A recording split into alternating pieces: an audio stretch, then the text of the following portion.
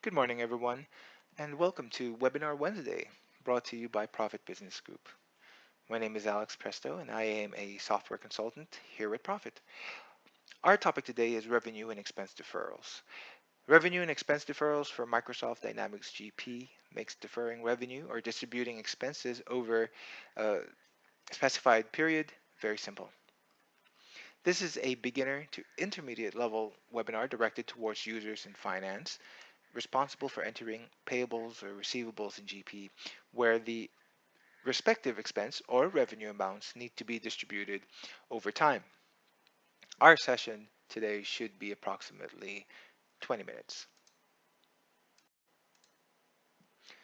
The objective of today's webinar is to learn how to be able to post deferrals in the future periods. This can be done directly in the general ledger, the receivables and payables management modules, and the sales and purchase order processing modules. For our demonstration, we'll be looking at how this can be done specifically in the receivables management module, where we'll recognize revenue over time. Please note that this process is identical in other modules. So what we'll cover is setup. So we'll cover things like the deferral setup, where the overall setup on how the module will behave in GP is determined. The deferral profile setup, where we can define a profile which is used for improved data entry, making sure it's correct and entered a lot faster. Okay, and then we'll move on to creating transactions. Uh, so we'll see how it's done from scratch or where we initiate it using a deferral profile. And you'll see how much quicker it is when you've got a profile set up. And then we'll go into some useful reports that come out of the box, specifically for revenue and expense deferrals.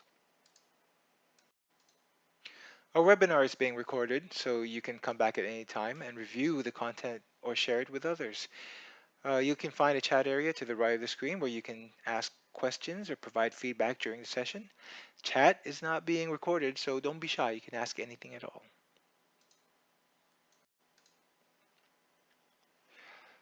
Okay, so the deferral setup window. So the options specified in this window dictates how the deferrals will work in GP. The first three options we usually leave untouched, right? Because it basically just defines how we're going to identify the transactions in the general ledger after they posted. So you just keep this as default. The default calculation method has three options. So you've got the equal pay per period method, which is the most used method. Uh, it basically distributes the deferrals in equal amounts to each of the periods that you've specified. Then there's days in period method, which distributes the amounts based on the number of days in each of the periods. So for example, if you were distributing amounts into February, which only has 28 days, right, or 29 if it's a leap year, it'll be less than March, which has 31 days, right? Then there's a miscellaneous method, which allows you to specify how long an actual period is, and then it allocates the amounts to each of these periods equally. Okay. Other options, uh, automatically post to the through to the GL is asking you if you want to post through to the GL or if you want it to stop at the GL as a batch for review and a user can post at a later time, right? Auto post into a closed future GL period, you mark this option if you want to automatically post deferrals into a future period and it's marked as closed in your setup, right? So typically you'd want to say yes for this one. Auto post into closed previous GL periods, you would mark this option if you want to automatically post the deferral transaction into a closed uh, previous fiscal period. Okay. Normally, you'd want to say no for this. I mean, you've already closed your previous period, and you would assume that the numbers there are final, so you don't really want to have this set to yes. Click on no here. Right. For the next two options, sales series posting method and purchase series posting method, uh, there are two options, the balance sheet and the profit and loss options. So if you choose the balance sheet posting method, you'll need to specify two posting accounts. While choosing profit and loss method, you will actually need to choose up to 5 accounts. Okay, so the profit and loss method is a bit more involved, but it potentially does allow for versatility in your financial reporting. Should your reporting call for a little bit more granularity or detail, right? But we'll go into this a little bit more um, a little later. And you can void deferrals with original transactions. What this means is if you were to void a sales uh, invoice that has deferrals attached, voiding that sales will also void subsequently all the deferrals that were attached to it.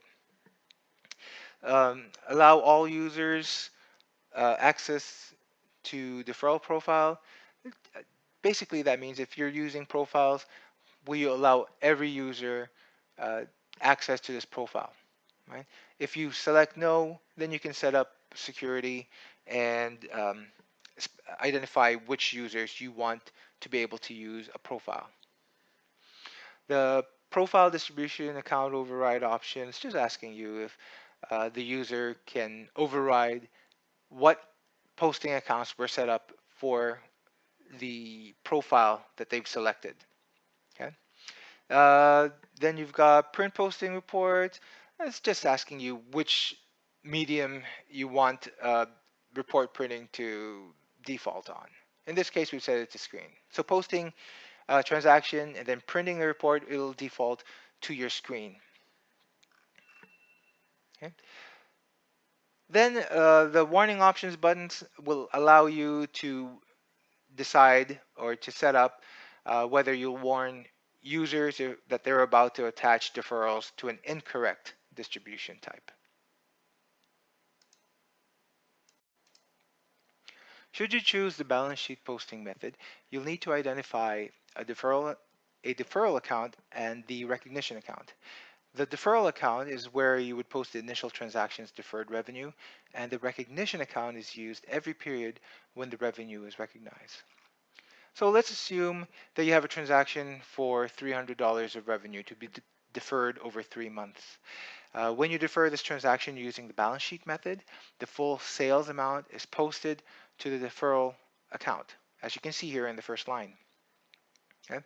And then the deferral transaction for each month is created for this deferred revenue, as you can see in the next 3 lines down here.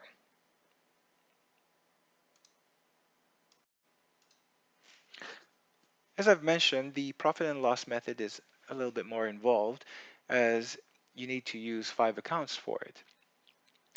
So the first account is the original billing account, okay, which is used for the initial posting of the full amount of the original revenue. The next account is the deferred billing account, which is used for reversing the deferred revenue. Okay. And then the third account is the deferral account, which is used for the initial transaction for the deferred revenue. Okay. And then there's a fourth account, which is the deferral transfer account, which is used to transfer the deferred revenue. Okay. And then there's the revenue recognition account, the fifth account, which is used to recognize the deferred revenue over the periods. Okay. So let's assume that you have a transaction for $300 of revenue to be deferred over 3 months again. So the full sales amount is posted to the original billing account as seen in January 1st in the green row. Second entry is also created on the same day uh, on the blue row that reverses the original billing account entry and transfers the full balance to the deferrals account. Then the deferral transactions for each of the 3 months are created where the sales is recognized in equal amounts for the next 3 months, as you can see down here, around here. Okay, with all of that out of the way, let's jump into GP and try it out.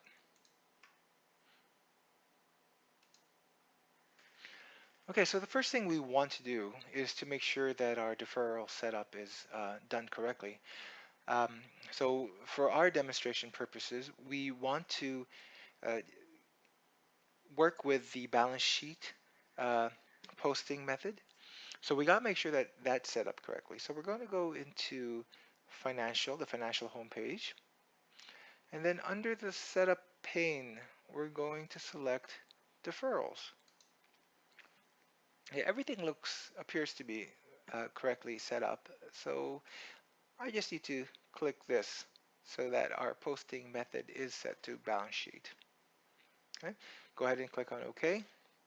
Now there's a warning whenever you change from balance sheet to profit and loss or vice versa, that changing will affect any deferral profiles you might have saved or any transactions that's already saved with deferrals attached. In this case, I know for a fact that I haven't got any profiles or any transactions saved with deferrals attached, so I'm going to go ahead and click on yes. Okay. Now, I'm going to recreate the example that I showed you on the slides, where we have a $300 revenue that we want to recognize over 3 months. Okay, so to do that, we're going to create a sales invoice. So we'll need to click Sales to bring up the sales homepage, and then go under Transactions. We're looking for Transaction Entry. All right, then we're going to create an invoice. Okay, I'm assigning it to a batch. Um, Select a customer. So the sales amount is 300. And again, we're going to recognize the revenue over 3 months. So there's 3 months of $100 revenue recognition. That's what we anticipate. Okay. So there's $300. Now that we've set up this invoice, now it's correctly set up, the next thing we need to do is to attach the deferrals to it. Now to do that, we're going to click on distributions. Yeah, I'll just move this here right to the center. Now the account that it's pulled in for sales has defaulted from the customer setup, but we don't want it to go directly into our sales or to our sales account. We want it to go to our deferral account. So I've set one up with account number 8610. Okay. All right. So the full amount, $300, will post against my the balance sheet account that I've set up for the deferrals. Once we've changed the account, then we go to additional, and then we're going to click deferral. Okay. So we're starting this on April 12th, and we are ending on June 12th, so that's 6 months.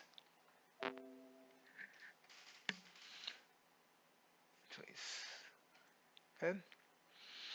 The method defaulted from our setup, which was equal per month. Now we want to recognize uh,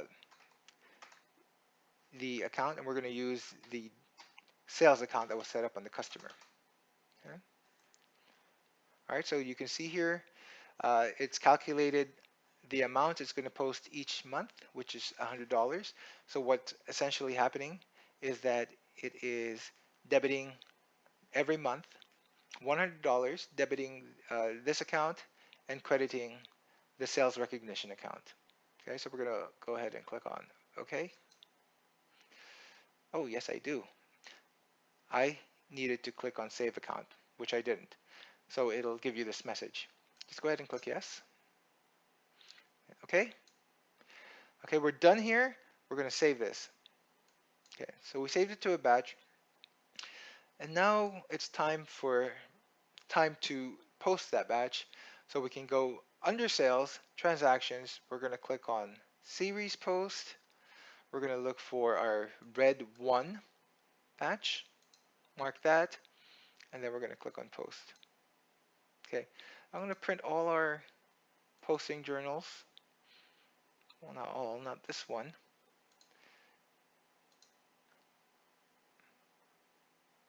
Okay, the first posting journal so you can see that it actually first it posts the full amount to the deferred uh, account, the deferrals account. Okay. And then when we close that and print,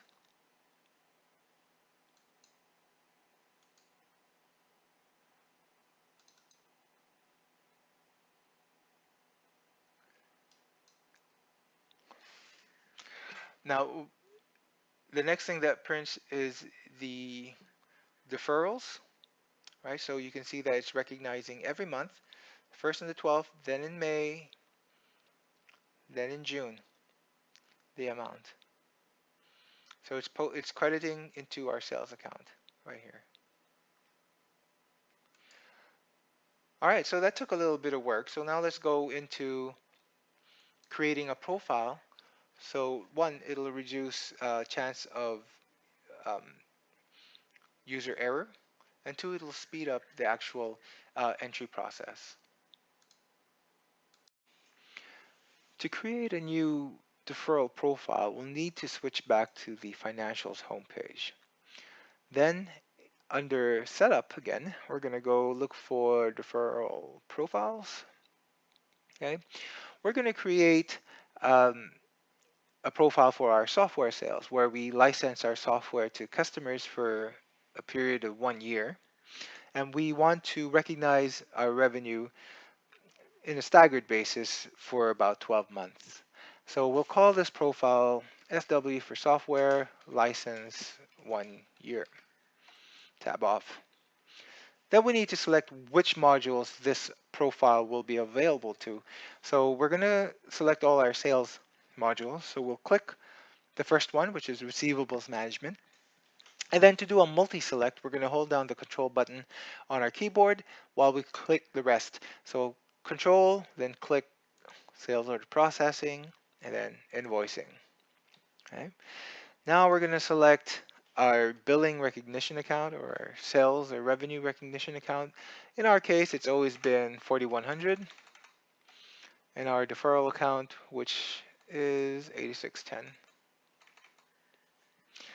Then we want to select which distribution type we want to defer. For sales, it's going to be sales. Our calculation method, as always, equal per period. Number of periods, we're selecting 12 months. Tab off. Okay, we're good. Now, if we wanted to assign, and I mentioned this before, if we wanted to assign this profile to only a certain number of users, we would go into user access and then choose who will be able to use this new profile that we've just created. Okay, we're just going to go ahead and save for now and go straight into creating a new invoice. Okay, so now we're going to go back into our sales homepage. Under transactions, scroll back down to transaction entry. We'll assign this to red 2, customer. Okay, our software license is 1,200 a year. Okay, invoice is all done and ready. Now it's time to allocate. Again, we need to select our deferral account. Okay, make sure that's highlighted. Then we go into additional deferral profile. And then, I don't know if you saw what I did there. We're going to look up profile name, and we should have our new profile in the list. Click select, and just like that. Right? No additional setup needed or additional typing or selecting options. It does it for us and calculate. So it's a lot faster, and then at the same time, it reduces the chance of the user uh, typing or mistyping anything in the entry windows. So with that done, all we need to do next is click the allocate button. Okay, we're done here as well, so we're going to hit OK. And then we're done with this invoice, so we'll save and close. Okay, a little while later, you're back here and you want to post your transaction. So under sales transactions, we're going to do it through series post. We're going to look for red 2, mark that, and go ahead and click on post. We're just going to print the first of these and cancel the rest.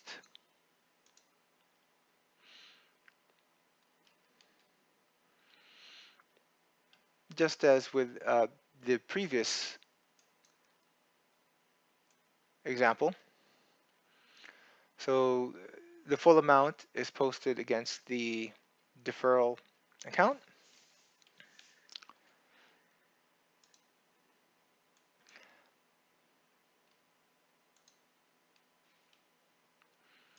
But transactions for the next 12 months have been posted, and as you can see, $100 is credited to the sales recognition account each of those months and debiting the deferral accounts each month until the full 1200